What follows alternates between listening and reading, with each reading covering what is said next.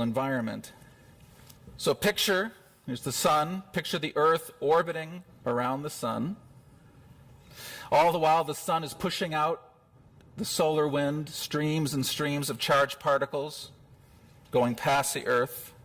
The Earth has its own magnetic north and south poles. And in addition to simply orbiting around the sun, the Earth is also spinning. This is the shadow side of the Earth.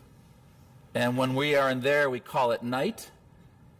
And then as our little portion of the Earth spins into the light of the sun, we call that dawn, sunrise.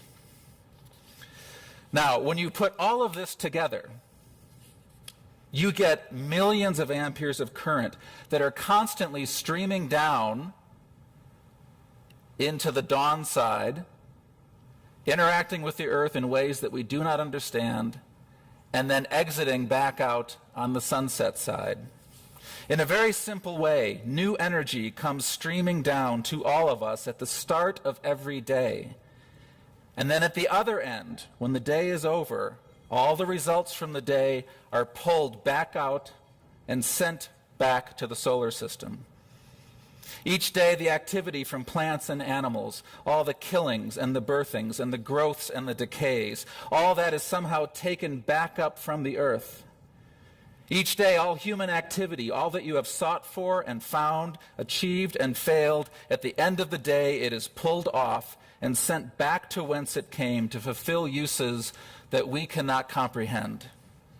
It's fascinating that the same flow has been seen around Io, which is a moon of Jupiter. Io also has million ampere currents that come streaming down its side of its side that is turning to face Jupiter.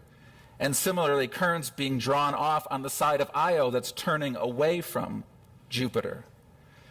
This makes me think this phenomena might be an electrical feature of all planets and moons. Whenever a smaller body orbits a larger body, we might see this sort of exchange.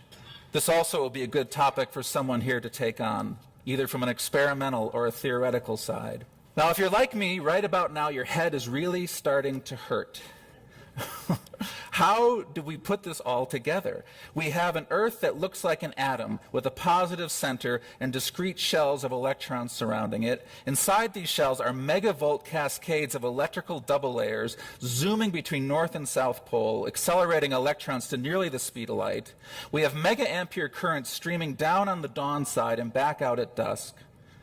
We're not in Kansas anymore, with the Earth surrounded by empty space.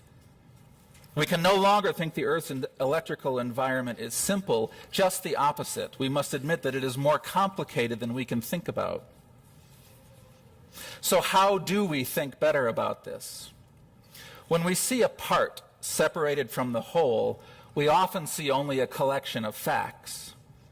And if we continue to look at the parts without understanding the whole, we usually come to wrong conclusions. The world of genetics has recently had to admit that it had formed wrong conclusions. We used to think that DNA would explain everything, but it cannot, because DNA is part of a larger whole, and there are other parts in us that are deciding how and when to use the information in the DNA.